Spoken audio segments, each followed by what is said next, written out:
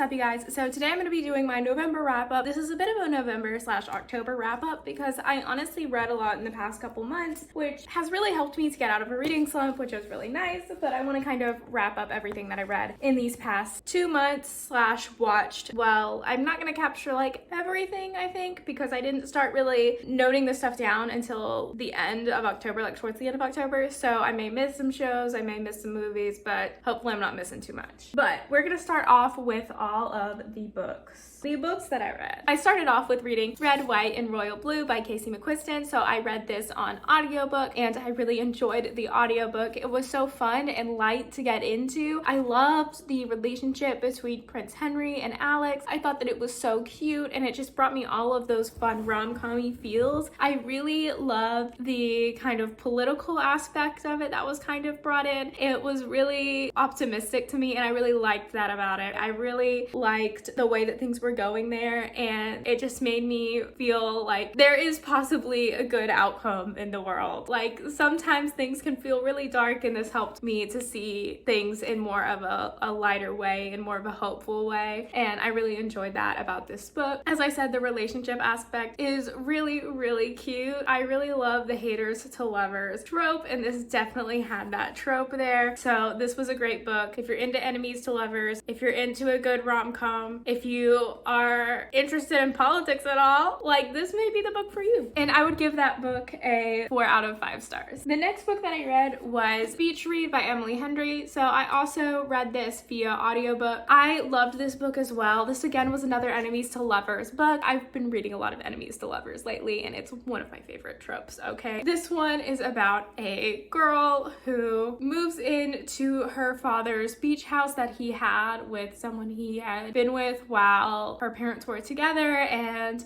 she didn't know about this until her father passed, and so she's trying to uncover all of these answers surrounding that. She's also a struggling author and she runs into an old college rival, Augustus Everett. From there, chaos ensues and, you know, they kind of dare each other to write a story that the other one would write, because January, she writes a lot of rom-coms and Alex writes a lot of literary fiction, and those genres can be a little bit different, especially in regards to the way that things end. So this was definitely a really fun read. I gave this a 5 out of 5 stars. It's really fun to read this on audiobook. It goes by so fast, you wouldn't even believe it. So the next book I read was New Moon. If you want to know some more of my thoughts on this book, I did post a video this month where I reread this one and it was a vlog style type video that I really enjoyed doing. I love talking about Twilight and everything Twilight. If you don't know what happens in Twilight, I don't know where you've been. My rating on this is gonna be 2 out of 5 stars or 5 out of 5 stars, depending upon whether or not I'm grading on book writing or nostalgia. So that's my thoughts on New Moon. The next book I listened to was the Unhoneymooners. I didn't like this book. So I heard a lot of great things about it and it's by Christina.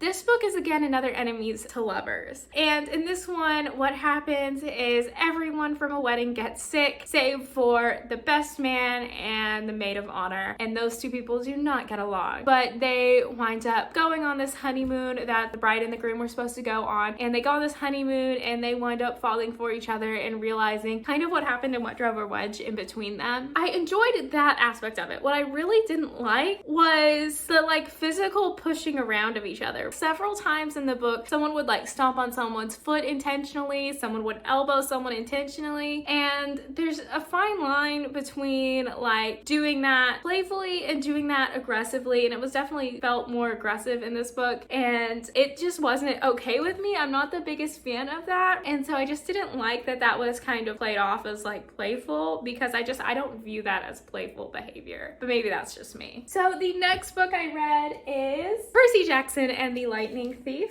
and I also read The Sea of Monsters and The Titan's Curse. So these are the first 3 books in the Percy Jackson and the Olympian series. This is one of my favorite series. I don't know that I loved it as much when I was a kid, just because I was in that Harry Potter phase, and so I was way into Harry Potter and I just couldn't get into these books as well. And on top of that, Percy is like super snarky in the first book and it just wasn't what I was looking for at the time that I read it. it, but it's fine because now I love all of these books. I would give the first 2 books 5 out of 5 stars, and then the Titan's Curse a 4 out of 5 stars. I love these 2 books more than I love the Titan's Curse, just because in the Titan's Curse I do feel like there are a few too many Deus Ex Machinas. There are definitely some in the rest of the series, but I just feel like it's a little bit too much in the Titan's Curse. So if you don't know what the story is about, it is a middle grade series about Percy Jackson, who is the son of Poseidon, and he is a half-blood demigod who is just learning how to live life as a demigod and battling to save Olympus. So for this series, I have filmed like a whole vlog that I'm gonna post eventually reading this series. It just kind of depends on how the editing goes because I've got so much footage, y'all, like so much footage from me rereading these books, so that may be a bit of a longer video, but it was so much fun rereading this series. I love how snarky Percy is. I love all the Percabeth ship feels. It's great. It's a great time. So the last book I read was People We Meet on Vacation. So this is another Emily Henry book. This is another book I listened to. This is a friends to lovers story. In this story, we have Poppy and Alex. So they have been kind of best friends since college. Every year they go and they vacation together. Poppy is a professional vacationer, which sounds like a fantastic job, honestly. I'm jealous, but really she writes about vacationing. And so I really enjoyed this book. I would give it a 3 out of 5 stars. It wasn't my favorite Emily Henry book that I've read so far. I've only read 2 though, so we'll see what I feel about book lovers when I get to it. But I did really enjoy the pacing. I enjoyed the writing. I enjoyed the funny rom-com-y elements. I just thought it got a little bit boring in the middle as we were kind of waiting to see how the relationship developed, because it didn't feel like there were enough kind of roadblocks in the way of them getting together, and I didn't really understand why they weren't together yet, because it felt so obvious that they both had feelings for each other. And so that was just something that was kind of a little bit frustrating to me while I was reading it, because I was just like, can't you guys just talk about this? Can't you just like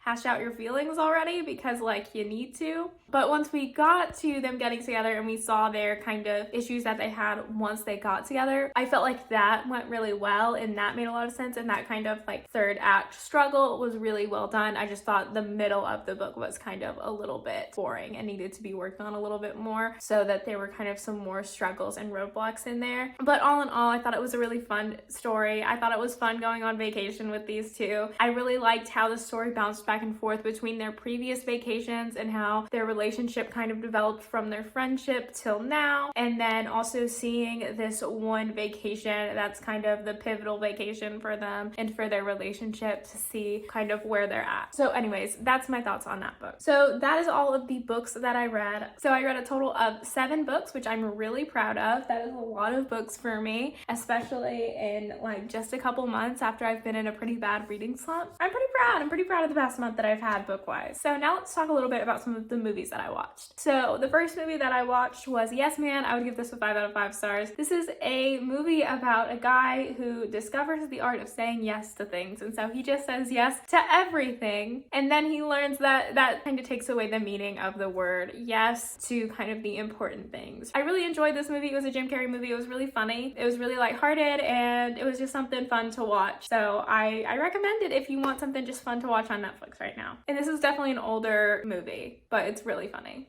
The next movie that I watched is New Moon. I also have a video up discussing my thoughts on the movie for New Moon. I'd give this a 2 out of 5 stars. It's not a great movie. I mean, it wasn't based on a great story, but like, it's not a great movie. And I really enjoyed discussing it. I really enjoyed kind of breaking down my thoughts. So please check that video out. The next movie I watched was Don't Worry Darling. This one I would give a 2 out of 5 stars. I really debated making a video about it because it was really bad. There were so many things that were done well, and there were so many things that could have been done well, and there were so many things that could have been done better, and it was just really disappointing overall because the premise is really interesting. It's got a very Matrixy-like premise. I hope that doesn't give away the end of the movie or anything, but anyways, it's really interesting in that way, and I just wish Harry Styles has acted better. I just wish the story had been written better so that all of these different things that were kind of going on weren't so ignored, and we didn't sacrifice plot details or writing details for trying to get artistic shots. I feel like that's kind of what happened, is we wanted to get as many artistic shots as we could in the movie as possible. And so in doing that, 1, it makes the movie more boring, but 2, it really boggles down the overall plot, as well as your foreshadowing, as well as your writing, and it just really boggled all of that down. So the dialogue wasn't great. There were a lot of things that didn't make sense. There were a lot of characters that didn't make sense. There were a lot of things that weren't wrapped up. I mean, honestly, the movie didn't end. Like, the movie just didn't end. I don't mean that it like drug on super long. I mean the ending of the movie was not the end of the story, and not in like a way where it's like a series. I mean like like the arc of the movie, it didn't complete the arc, which was really frustrating. So the last movie I watched was Rosaline. I gave this a 5 out of 5 stars. I loved this movie. It's really funny. So it's Romeo and Juliet retold from Rosaline's perspective. And honestly, I forgot that she was a Capulet. And so anyways, the whole Romeo and Juliet thing, it was just really funny getting it from her perspective and having her like love story in there. I just thought it was so funny. I loved how she tried to like sabotage their relationship. I love how she tried to sabotage her own relationship. I loved it. I loved it. It was amazing. So now let's get into TV shows. I watched Rings of Power first season, and I would give this a 3 out of 5 stars. So I posted a video about this as well if you want to see me discuss that. I didn't hate this show. I know a lot of people who did. I know a lot of people had a lot of strong feelings about it, and I definitely don't think it was the best written show in the world. It definitely has a lot of room to grow and get better and improve. I think there were definitely some big people at the top telling them what they had to do in this season. There were definitely some people who wanted to do a lot of fan service. It was a good show. It just wasn't